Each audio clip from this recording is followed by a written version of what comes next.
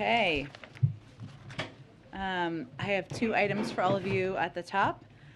This week we are marking the 1 year anniversary of the American Rescue Plan, which has been the key driver of our strong economic recovery, provided us with the tools needed to fight the pandemic, and made long-term investments to revitalize the local economy and communities around the country. Each day this week, we will focus on a different element of the hundreds of ARP, or American Rescue Plan programs, that have successfully delivered resources across the country over the past year. Today, we're focusing on ARP's higher ed investments in community colleges, HBCUs, TCCUs, tribally controlled colleges and universities, and MSIs, minority-serving institutions. In a press call today with key members of Congress, Education Secretary Cardona will highlight the ARP's Higher Education Emergency Relief Fund to serve students and ensure learning continues during the pandemic. The ARP's funding for higher education includes over $10 billion for community colleges and over $2.7 billion for HBCUs, one of the largest ever federal investments in community colleges and HBCUs. These funds are already having a significant impact on institutions and students. A recent survey of college presidents by the American Council on Education found that these ARP investments enabled 93% of colleges to provide direct financial support to students at risk of dropping out, 81% of colleges to keep students' net prices similar to pre-pandemic levels, and 70% of colleges to continue to employ faculty, staff, and other employees. Today, we also have a new announcement from the President's competition agenda. The Departments of Treasury, Justice, Labor, and the Federal Trade Commission investigated the effects of the lack of labor market competition on the U.S. economy. This new report makes clear that there is more we can do so every worker can take advantage of our historically strong labor market recovery. Corporate concentration and anti-competitive practices like non-compete agreements and misclassification have stifled wages for workers and reduced their power to bargain for dignity and respect in the workplace. The costs to workers are substantial. Lack of competition causes workers' wages to be 20% lower than what they'd otherwise earn. The report also shows that diminished labor market competition holds back our entire economy, inhibiting innovation, increasing prices, and curbing economic growth. And finally, I know some of you will be traveling with us to Fort Worth, Texas tomorrow, so I wanted to give you a little bit of a preview of that. Tomorrow, President Biden and Secretary of Veterans Affairs Dennis McDonough will travel to Fort Worth, Texas to speak with veterans, caregivers, and survivors about addressing the health effects of environmental exposures such as burn pits. This is obviously something the President talked about in his State of the Union address a little less than a week ago. They will visit the Fort Worth VA clinic and receive a briefing from VA doctors and nurses on their primary care and specialty health services for veterans. They will also speak with veterans and patient advocates about different challenges facing the community. Then they will deliver remarks at Tarrant County Resource Connection on expanding access to health care and benefits for veterans affected by exposure to harmful substances, toxins, and other environmental hazards, including those from burn pits, as part of the Unity Agenda for the nation. The President will discuss the administration's actions to address these issues, including a new proposed rule to consider adding certain rare cancers to the list of those presumed to be service-connected. And he will urge Congress to send him legislation that ensures we honor our commitment to veterans exposed to toxic substances. President Biden believes we have a sacred obligation to care for our veterans and their families, and as a military family, the Bidens know firsthand the challenges that come from military service and deployment to combat zones. With that, Josh, why don't you kick us off? Thanks, Jen. 3 questions. First, administration officials are meeting with foreign counterparts in Venezuela. We've also talked to Iran and the Saudis. Is the supply of oil so important that it's acceptable to cut deals in some cases with countries that may have engaged in unsavory actions in the past? Well, first, I think it's important to take each of those engagements separately, because there are a range of issues that are important in each of those relationships. One, as it relates to Saudi Arabia, we did talk a few weeks ago about how Brett McGurk and Amos Hochstein went to Saudi Arabia to discuss a range of issues, including the war in Yemen, including security in the region, and certainly including energy security. They had the discussion. It's in everyone's interest to reduce the impact on the global oil marketplace, and that was part of that discussion.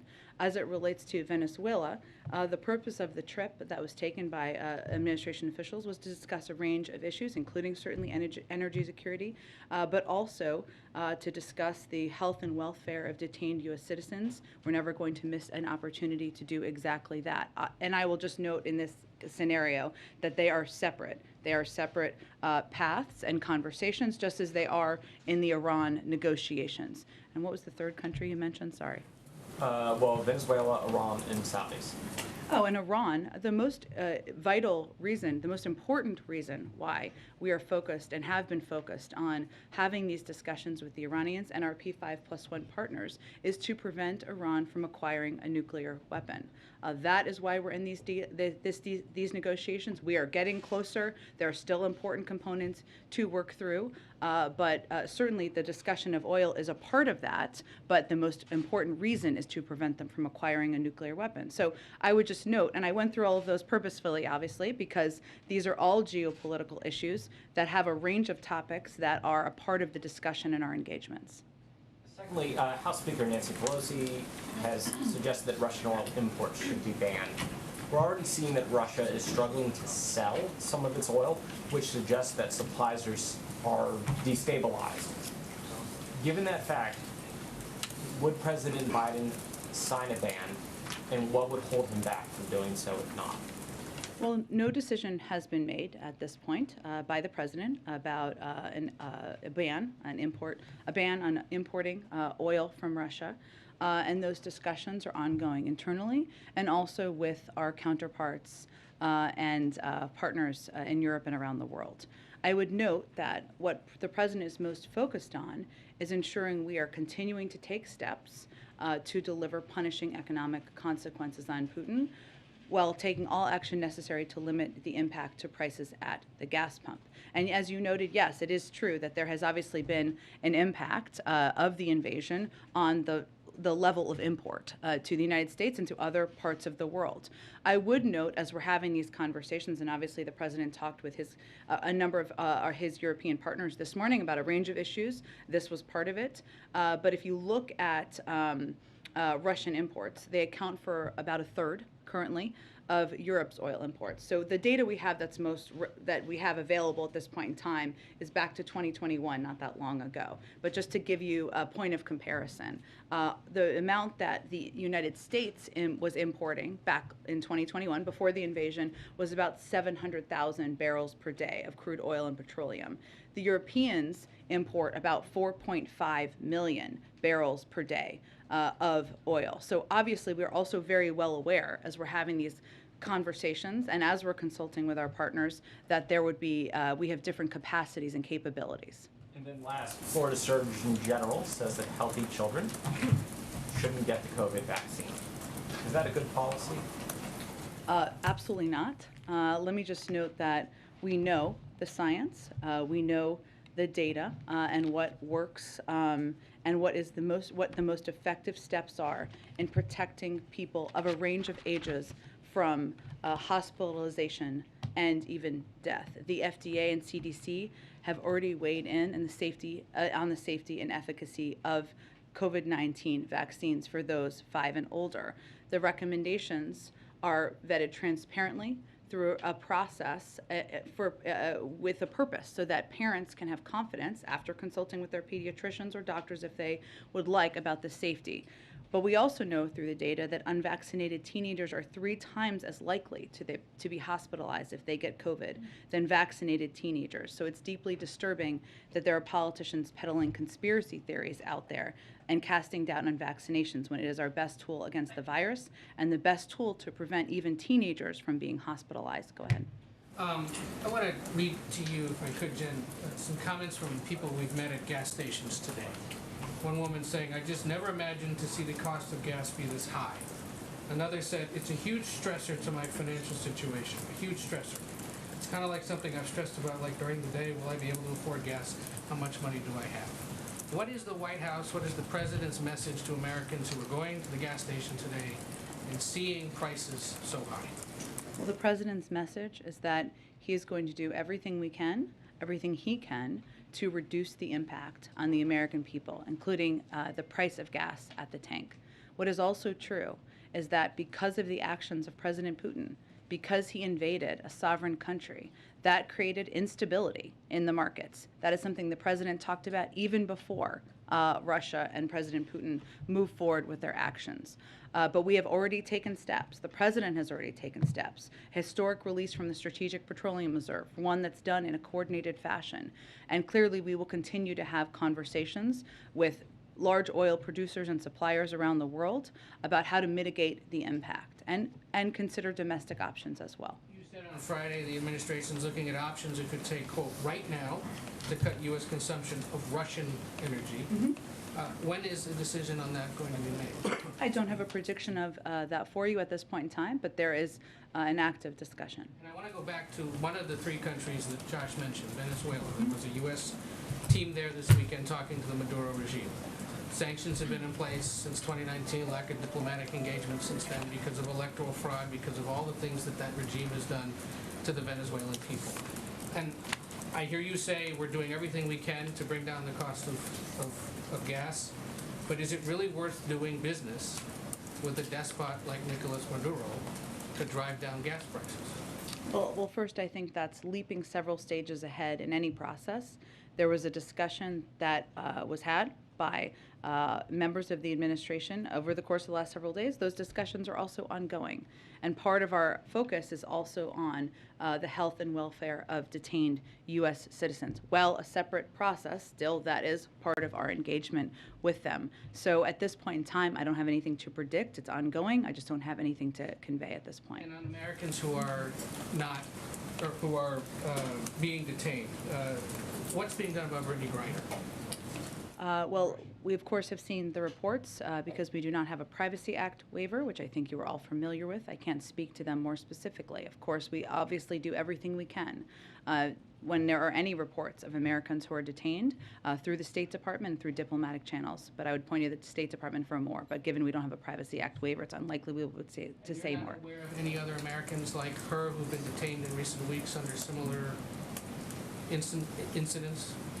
Again, I have nothing to report from here, Ed. I would say that the Privacy Act waiver, which is required for us to be able to speak to any instances. But given you asked me about the particular report, I wanted to speak to that. Go ahead. Thank you, Jen. It sounds like you guys are blaming Putin for the increase in gas prices recently, but weren't gas prices going up anyway because of post-pandemic supply chain issues? Well, I think there's no question that, as we have seen, and outside analysts have conveyed this as well, the increase and the anticipated continued increase, which is, I think, what some of your colleagues were asking about, that is a direct result of the invasion of Ukraine, and also there was an anticipation of that. That was factored in as gas prices have gone up. So you say that you're going to do everything that you can to reduce the impact that high gas prices have on Americans. We're asking other countries to think about maybe pumping more oil. Why not just do it here? Well, to be very clear, federal policies are not limiting the supplies of oil and gas. Let me finish. Let me finish. An executive order his Peter, first week that halted new oil and gas. Let me give you the facts here, and I know that can be inconvenient, but I think they're important in this moment.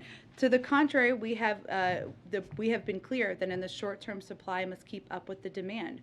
We are, and here and around the world, will we make the shift to a secure, clean energy future. We are one of the largest producers with a strong domestic oil and gas industry. We have actually produced more oil. It is at record numbers, and we will continue to produce more oil. There are 9,000 approved drilling permits that are not being used. So the suggestion that we are not allowing companies to drill is inaccurate. The suggestion that that is what is hindering or preventing gas prices to come down is inaccurate. Would President Biden rescind his executive order that halts new oil and natural gas leases on public lands? Well, 90% of them happen on private lands, as I'm sure you know, and there are 9,000 unused approved drilling permits. So I would suggest you ask the oil companies why they're not using those if there's a desire to drill more. Would President Biden ever undo his executive order that stopped the construction of the Keystone XL pipeline? Are you suggesting that would solve the gas prices issue? Well, do you think that that would maybe affect prices faster than getting the whole country off of fossil fuels? I actually don't think it would. The Keystone was not an oil field, it's a pipeline. Yeah. Also, the oil is continuing to flow in just through other means. So it actually would have nothing to do with the current supply imbalance. So gas prices are approaching an all-time high per gallon. How high would they have to get before President Biden would say, I'm going to set aside my ambitious climate goals and just increase domestic oil production, get the producers to drill more here, and we can address the fossil fuel future later? Well, again, Peter, the U.S. produced more oil this past year than in President Trump's first year. Next year, according to the Department of Energy, we will produce more oil than ever before. Those are the facts in terms of oil production. And again, right now there are 9,000 unused approved permits to drill onshore. So I think you're misidentifying what the actual issue is. But if we're looking to the future and what we can do to prevent this from being a challenge in future crises, the best thing we can do is reduce our dependence on fossil fuels and foreign oil, because that will help us have a reliable source of energy so that we're not worried about gas prices going up because of the whims of a foreign dictator. Right, and you guys think that asking Saudi Arabia or Venezuela or Iran is reducing our dependence on foreign oil? That's actually, I just outlined each of those specific scenarios and the range of discussions that we're having with each of those countries. I don't think anybody is advocating for Iran to continue acquiring a nuclear weapon, perhaps except for the former president who pulled us out of the deal. Go ahead. President Zelensky spoke with ABC today. He says that he's had a long-standing request in with allies to access these Soviet-era fighter jets. So I want to ask you about this possibility of backfilling these fighter jets. He says President Biden can do more to make this happen. What's your response to that, and what's the holdup? Well, just for clarity, I know everybody's following this very closely, but to catch others up, we're talking about Polish planes, right? These fighter jets that they are requesting. We're working with Poland on this issue and consulting with the rest of our NATO allies on it. This is Poland's sovereign decision to make. We have in no way opposed Poland transferring planes to Ukraine. But to go to the source of your question here, I think, Cecilia, there are a number of challenging practical questions, including how the planes would actually be transferred from Poland to Ukraine, right? So are they going to fly? Where will they depart from? Where will they land? Those are all very important questions here. And also, as it relates to the backfill question, we are working through some pretty complicated logistics on that front as well, including how we would backfill, because procuring new planes and transferring serious weapon systems often takes years to do from the United States. So that is all. Those are all two layers of difficult logistical challenges here. Is it predominantly logistical challenges that is the holdup, or is there a concern on the part of the president that supplying Poland these planes could exacerbate the conflict with Russia, Poland, other allied countries? Well, I think there's an important question here, as I touch on a little about where they take off from and where they land, right? There is a air base that is a NATO air base in Poland. If you have planes departing from there, that could be a challenging circumstance. What are the other options, and where do they land? So those are some of the logistical challenges. Obviously, the Department of Defense can speak to this more intensively, but we're looking at all of those factors. But we are not certainly preventing or blocking or discouraging Poland. They are a sovereign country. They make their own decisions, but it is not as easy as just moving planes around. And President Zelensky said that in recent days that all of the people who will die from this day will die also because of you. He's essentially saying the West will have blood on its hands if it doesn't do more. Is the president happy with? Does he believe the administration's response so far to this crisis has been adequate? Is he okay? Does he consider this successful at this point? I mean, Cecilia, I don't think anybody watching this anywhere around the world feels happy. But let me finish. This is barbaric. It's horrific to watch. I mean, you have 1.5 million, if not more, refugees crossing the border. You have mothers and children dead on the side of the road. This is heart-wrenching to watch. And it's heart-wrenching to watch, and I think for us who are working in public service, you watch in these moments, and there are limitations in the sense that we are not going to send U.S. troops to fight in Ukraine against Russia. The president is not going to do that. That is what you have to weigh as president of the United States. What we are doing and what he is doing is continuing to take every step to provide them security assistance. $1 billion of security assistance that has been expedited. I know the Department of Defense gave an update on Friday about how much of that has arrived. A huge percentage has arrived and been expedited in a very short time frame. We have also provided economic, humanitarian assistance. And I think any world leader would tell you that without the president's leadership and without the United States rallying the world to hold Russia accountable, there would not be the kind of accountability pressure on the financial system in Russia. So we are doing everything that is in the interest of the United States, in the interests of our partners in NATO, to put pressure on President Putin to support the Ukrainians, and certainly doing that while we watch them fight bravely and courageously. I think the last thing I would say on this, Cecilia, is that it's also important, and we're very cognizant of this here, to be clear that this is going to continue to be a very, very difficult period of time. The Ukrainians are fighting bravely. We're standing by them and supporting them. But Russia they are going to continue to fight. They are going to continue to pursue what President Putin's ambition is. Go ahead. Step back a little bit. Yeah. In terms of supply. We've been talking about specific countries, but this has been an effort that's been underway now for several months. Amos, Brett, many others as well, Algeria, Japan. What is the update in terms of has supply been kicked in on the LNG side or on the oil side? Where does that stand given the extensive effort in the lead up to now to try and backfill and ensure stability on the supply side? You mean for the global markets for natural gas?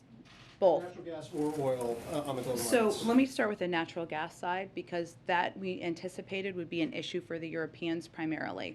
We have had some success, Japan as an example, and I can see if there are others to read out to all of you, where there was supply that was intended to go to Japan and other countries in Asia and redirected to Europeans so that it could help backfill the potential shortage in natural gas.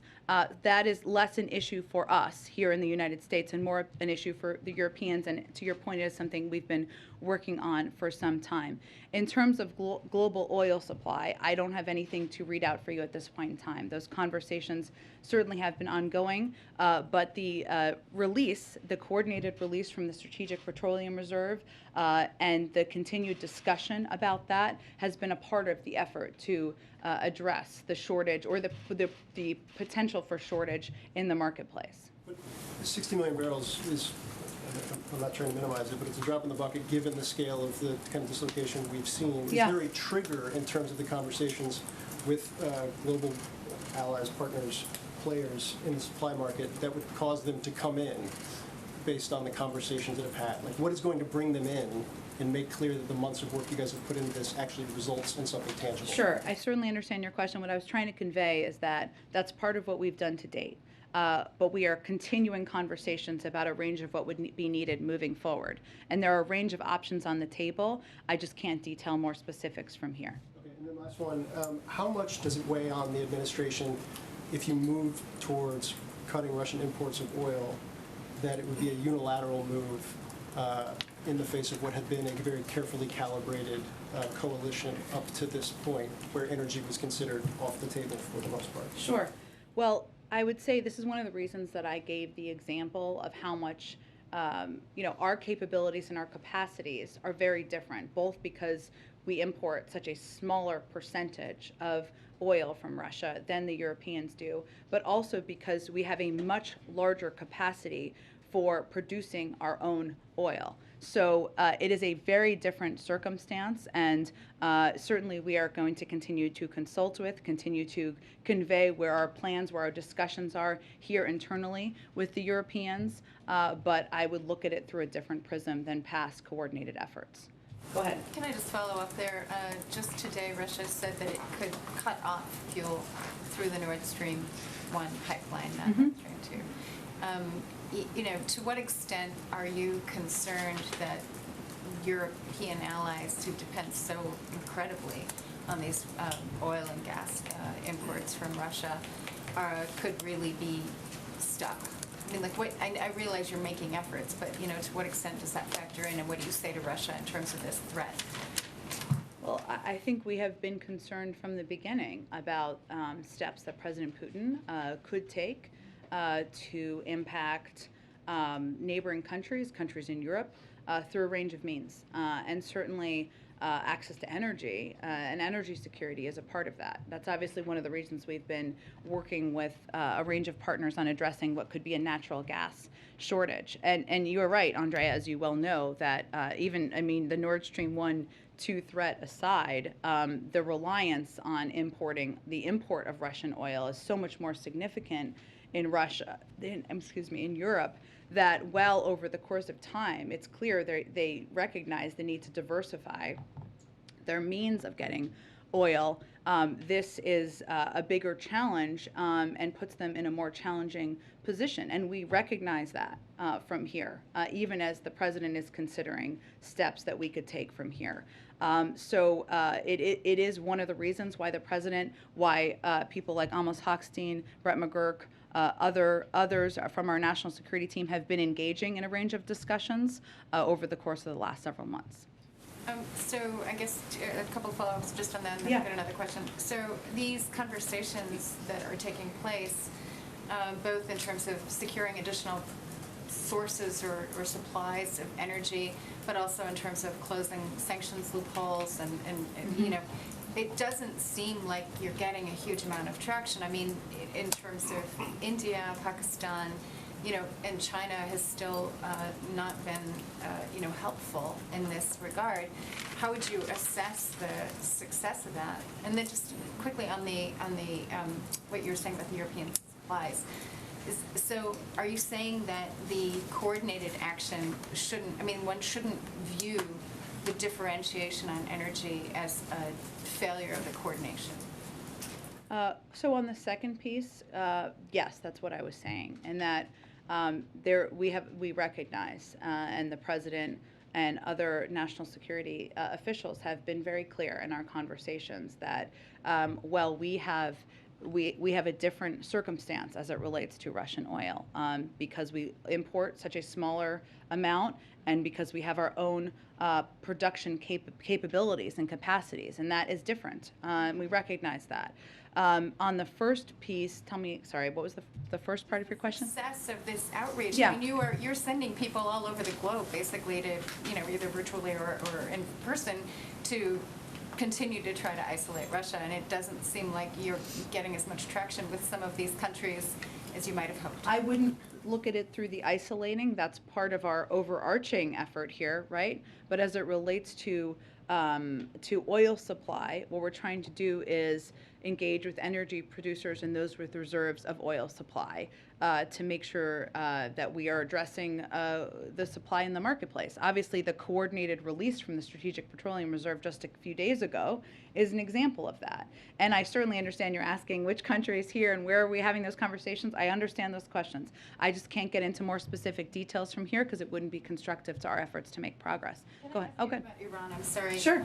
Yesterday, Secretary Blinken said that sanctions on Russia over Ukraine have nothing to do with cooperation with Moscow on the Iran nuclear deal. But today, Russian Foreign Minister Lavrov doubled down and saying that all participants must have unhindered cooperation. Are you doing anything to provide Russia any kind of written guarantees in order to bring this, Iran nuclear deal over the finish line? Well, again, I think on this, we're making progress together. Russia is a member of the P5+1. I don't think anyone believes it's in their interest for Iran to acquire a nuclear weapon, and that is how we're approaching these negotiations and discussions. And certainly, as the Secretary of State said just yesterday, we don't believe that the sanctions on them have anything to do with that shared goal. Go ahead. What's the status of those talks? We're continuing to make a great deal of progress. Obviously, the harder things always happen at the very end of the process, and that's where we stand at this point in time. Go ahead. So, Rescind from the back. So two quick ones on oil and then Yeah. just one other one. you mentioned the meeting this morning with Britain, France, and Germany that the president had with the leaders.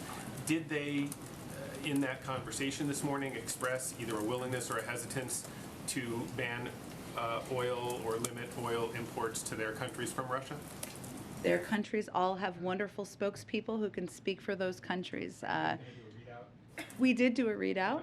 I would just note that we've had ongoing conversations, and we have a very open line of communication, as is evidenced by the president having this call this morning, about everything from what we're seeing on the ground in Ukraine to security assistance deliveries to discussions about weapons to discussions about additional steps to squeeze President Putin in the financial sector. Okay, quickly on, there's conversations up on Capitol Hill about bipartisan conversations about legislation that could ban the import of Russian oil into the United States. If a bill like that came to the president's desk, would he sign it? Well, no, the president has not made a decision at this point in time. So that's where we stand. That's taking unilateral action as... Is a bill on its way over here that's passed Congress? I don't think so. But the president has not yet made a decision. I just gave for you, or tried to give for you, a little bit of the reasoning and the thinking behind where we stand in our coordination with our allies and partners. One last question. You referenced it, the gruesome, awful picture on the front page of our paper today. Do you know if the president has seen that picture, what his personal reaction was to it, if so? And more broadly, does he... has he been affected on a personal level by some of the imagery that's come out, and is that affecting, or has he talked about how to incorporate that personal reaction into some of the policy making over the last 10 days? Well, I don't know if he saw the specific. There are a lot of New York Times hard copies floating around this building. I can tell you, and other newspapers and outlets you all work for. So I don't know that he saw that specific photo. But what I can tell you is that, you know, the president is somebody who, of course, has been working in national security and foreign policy for decades through his career, right? He is also a father, a grandfather. I don't know that anyone, including him, has seen those photos, whether on the front page of your paper or others, and not been moved. And I'm sure I can speak personally that, you know, talking to my neighbors, my in-laws, I'm sure this is true for all of you as well. The personal impact people have felt in this country, it's really moved people in this country. And the president is absolutely a citizen of the United States, of course the leader of the free world, but also somebody who has enormous empathy for the plight of other human beings. And he has, of course, been impacted by the images he has seen, as we all have been. Are they war crimes? Go ahead. Going back to Venezuela for a second, would they have to agree to release the U.S. citizens imprisoned there if the U.S. were to ease the current sanctions on oil exports? So it's a really important question. There are different channels. And obviously we're going to continue to do everything we can to bring anyone who is detained in Venezuela or any other part of the world home, but they happen through different tracks. They're all a part of the conversation with Venezuela writ large, but not at the same time.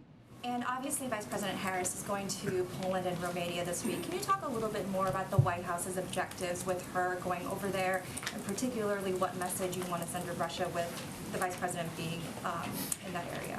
Absolutely. So as you noted, the Vice President is leaving on her trip just in a couple of days, and she'll be over there really showing the support of the United States for the work of our allies and partners, whether that is on refugees, and a number of these countries, including the one she'll be visiting, have welcomed hundreds of thousands of refugees from Ukraine.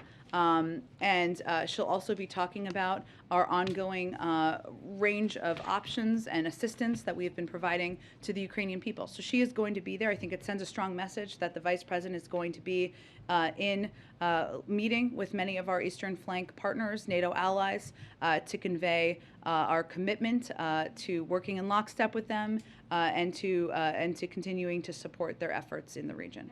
Quick one. This morning, the Democratic and Republican leaders of the committees that oversee trade said that they have a deal on legislation that would in part suspend normal trade relations with both Russia and Belarus.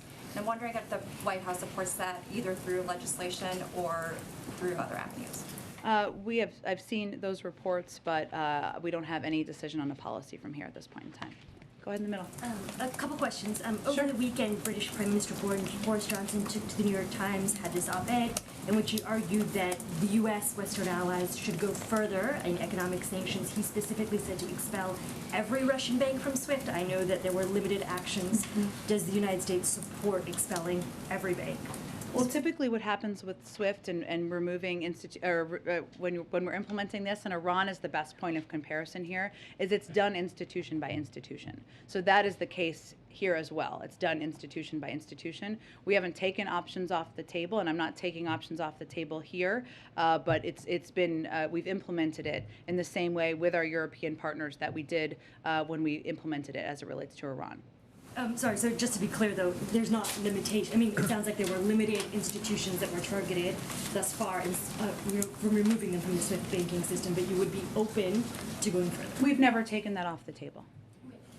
The other thing I wanted to ask you about, going back to the Iran nuclear deal, is my understanding is that Russia is demanding guarantees that sanctions targeting the Kremlin over Ukraine do not hinder its trade with Iran. That would potentially be reopened if this Iran nuclear deal moved forward. Could that throw a wrench in negotiations? And I am curious what the White House's take is overall on Russians trying to put that ultimatum down. Well, again, I think as our Secretary of State said yesterday, we don't believe it has anything to do with our shared goal of preventing Iran from acquiring a nuclear weapon. So you don't see it as a way to potentially, I guess, limit the impact that current sanctions We have? don't believe Russia wants Iran to have a nuclear weapon either. And, sorry, just to be clear, so you don't see the idea, though, that these sorts of sanction guarantees of its trade with Iran would have any impact on the current sanctions that the U.S. and Western allies have imposed on Russia? No. Okay. I think, as in our Secretary of State spoke to this yesterday. Can I ask you one other question? In parts of southern Ukraine, it seems that Russia has shifted from a military takeover to essentially occupation. That it is now occupying parts, occupying towns. Does the White House support the Ukrainian people's right to resist the occupation and essentially through any means necessary? Well, we certainly support the rights of the Ukrainian people to fight back. I would note that we have seen many Ukrainians, many members of the Ukrainian military, and certainly President Zelensky and leadership fight bravely, courageously over the course of the last 12 days. I think it's also true that the world needs to be prepared for a very long, difficult road ahead. While they are fighting bravely and we are standing with them and supporting them, the Russians are still intending to grind out military advances in the short term, just by sheer manpower and firepower. So yes, we support their right to push back and to fight back against that. Go ahead. On businesses, is there any concern in the White House with all these Western companies that are suspending operations with Russia, that just ends up deepening ties between Russia and China, that this is really forcing Russia in its connections deeper into China? Well, as you know, we've seen that for some time, right? Long before Russia invaded Ukraine, them moving a little bit closer together or closer together. What is true on the economic front, though, is that the G7 alone, and that is not the totality of the unity as it relates to these sanctions, accounts for about 50% of global GDP, while Russia and China, account for only 15%. So they can't backfill the impact of these sanctions from China. It's just not possible. Now, we've also seen China abide by the sanctions that have been put in place. They obviously abstained also from the UN Security Council vote and have made some comments about the sovereignty and territorial integrity of Ukraine. If they don't abide by the sanctions, we always have, we clearly have means to take steps, but that's what we've seen to date. So it doesn't sound like the White House is concerned that some of these withdrawals will backfire and create permanent ties between Russia and China. Well, we know they were moving closer long before the invasion, which is, I think, an important component here. But as it relates to the economic ties, there's not a way, just based on purely their place in the economic marketplace, for China to completely backfill the impact of the G7 and others in the world and the financial sanctions. Oh, good. Arabia. Yeah. Is there any discussion in the White House yet for the president to call the Crown Prince, MBS, Mohammed bin Salman, to talk about oil? He spoke with the king just recently, and obviously we have had Brett McGurk and Amos Hochstein travel to the region, talk about a range of issues, including security in the region and the war in Yemen, as well as energy security. But no, there's no plans at this point, no. Jen, you detailed some of the challenges as it relates to the jets that are in Poland right now, the NATO base there, how you get it into Ukraine and do it in a way that doesn't instigate a wider war here. Vladimir Putin this weekend warned that implementing a no-fly zone would be considered a declaration of war, but he also went further. His language was, via translator, any move in this direction will be viewed by us as participation in the armed conflict. That very second, we will view them as participants, and it would not matter what members they are. So why does the U.S., or perhaps the U.S. and its NATO allies, have confidence that delivering those airplanes in any form will not be viewed by Vladimir Putin as an act of war?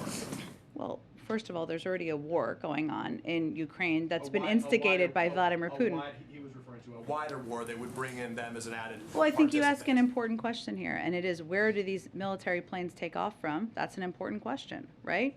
How do they land? How do they get there? The transporting of them. Those are all important factors. But he says any move in this direction. So even where they take off from almost doesn't matter. By any move means even the provision of them would be viewed as an act of war, conceivably. Now, Well, again, we can't speak to President Putin's what's in his mind, what's in his brain, and the totality of what his intentions are. We've already seen him take a range of steps. We've provided $1 billion in security assistance. We're not halting that, right? We're not halting our support for the Ukrainians. So we're not waiting for the advice of Vladimir Putin on what we're going to do here as it relates to backfilling planes.